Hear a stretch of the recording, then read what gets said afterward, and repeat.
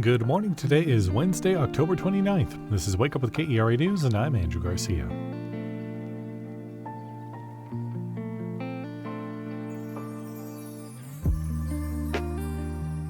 A wind advisory remains in effect for all of North Texas through 6 p.m.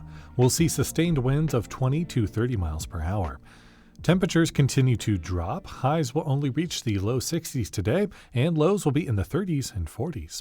When a Richardson preschool was shut down a year ago, Dallas leaders reimagined it as a thriving community resource center.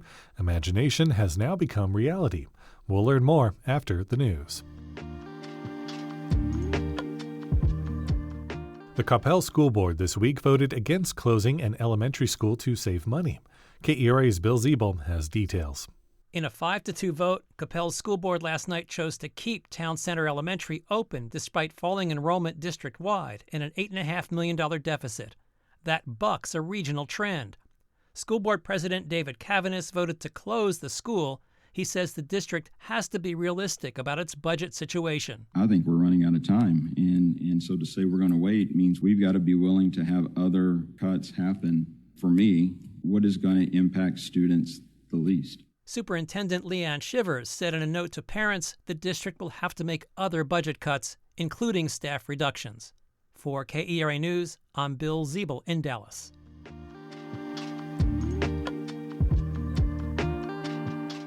Attorney General Ken Paxton's office is investigating Salina ISD over reports that a teacher allegedly filmed students changing in the locker room. KERA's Caroline Love has more. Former 8th grade football coach Caleb Elliott was arrested earlier this month for invasive photography and possession of child pornography. State Representative Jeff Leach called on the Attorney General to investigate what the district was aware of before the arrest.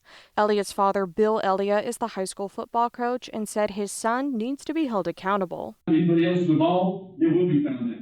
And I can promise you it comes down to one person. Meanwhile, a Collin County lawsuit accuses Salina ISD of moving Caleb Elliott to the middle school after discovering he had an inappropriate relationship with a student while working at the high school.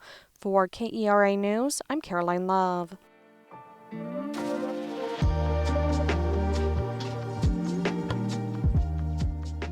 The Richardson School District decided more than a year ago to shut down a preschool that served more than eager 4-year-olds. It was also a dynamic, predominantly Latino community hub. KERA's Marina Trahan-Martinez reports that a Dallas County commissioner had a vision for the sprawling, colorful, now mostly quiet space. Portable buildings could hold literacy classes, maybe some community programs, thought District 2 Commissioner Andy Summerman. Years ago, he and then District 11 Dallas City Council member Janie Schultz dreamed of a one-stop-shop resource center. Then, a well-equipped space bigger than an NFL football field became available. Dobie Preschool suddenly was empty in Dallas's historic Esperanza community. It's among schools that the Richardson School District closed after budget struggles. And it makes you go, dear God, how am I going to fill this place? When we started with the concept, we're going to go womb to tomb, it became fairly easy to fill everything. And in fact, right now we've got people fighting for spots. Early adopters who got spots include Dallas College for technical and vocational classes. Parkland got up to 8 primary care and OB-GYN exam rooms and 6 dental operatory spaces. The YMCA will operate a senior citizen activity center. There will also be a child care center and Los Barrios Unidos pediatric clinic and a grocery store-style food pantry the size of nearly 3 former classrooms. Summerman represents the area that includes Esperanza, which means hope. I have the richest district in all of Dallas County by far, and this is one of the poorest neighborhoods in Dallas County. We need to help this community. It's almost a triangle surrounded by Spring Valley and Coit roads and Central and LBJ freeways. 5 years ago, census data showed about 60% of the nearly 26,000 residents were Hispanic or Latino. 70% of residents there were employed, yet more than 35% had no health care coverage. Parkland Hospital has its own strategy for bringing health care to North Texas communities. Francesco Mayanetti oversees primary and specialty care clinics for the public hospital system. He says the city and county effort to create the Dobie Center aligns with Parkland's. It takes time to drive over here. The parking is complicated. People get confused. It's easier if you meet them where they are. It's all taken shape in a year since work started, which got about $4 million in funding help from the now expired ARPA grant, the COVID Economic Stimulus American Rescue Plan Act. Officials hope to open the center's doors by early winter. The parkland areas could open in summer 2026. Those areas require careful building requirements for medical care. Mayanetti says Parkland also plans to fill jobs with people who already live in the neighborhood. Dallas County Health and Human Services is an umbrella anchor for the space, which also includes an indoor basketball court and an upgraded outdoor playground. Summerman and his staff pestered the city of Dallas for surplus kitchen equipment and hundreds of chairs from the old convention center. Schultz had since been replaced by Dallas City Council member Bill Roth, who continued to help. Summerman pitched in thousands from his own pocket, which helped buy more than 50 basketballs.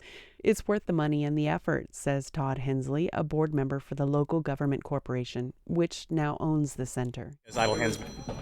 It's a devil's plaything. So we have after-school care that's going into the community center that's meant to keep these kids occupied off the streets and out of gangs.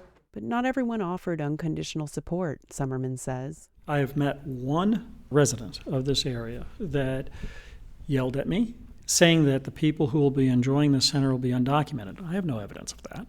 She wanted to make sure that I knew that she was going to do everything in her power to make sure that non-citizens were not enjoying this particular facility. I haven't seen her since. I told her, I'm sorry, I'm not going to be checking that at this location. They are taxpayers of Dallas County. Come on. Come enjoy it. For KERA News, I'm Marina Trahan Martinez in Dallas.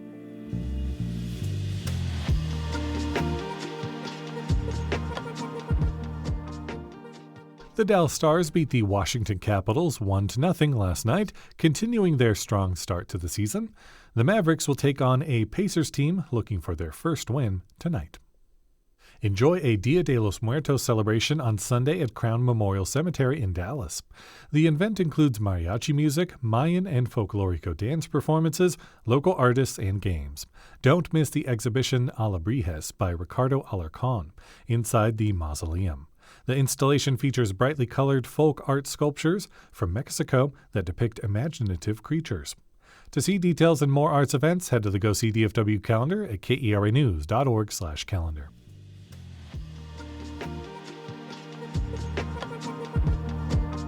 Thanks for listening to Wake Up with KERA News. I'm your host, Andrew Garcia. For more news in your inbox, visit kera.org/wakeup. That's where you can subscribe to the Wake Up with KERA News newsletter. You'll get a more in-depth look into the news with plenty of good morning vibes. Connect with us on Facebook, Instagram, and TikTok at KERATX. Have a great day. We'll see you tomorrow.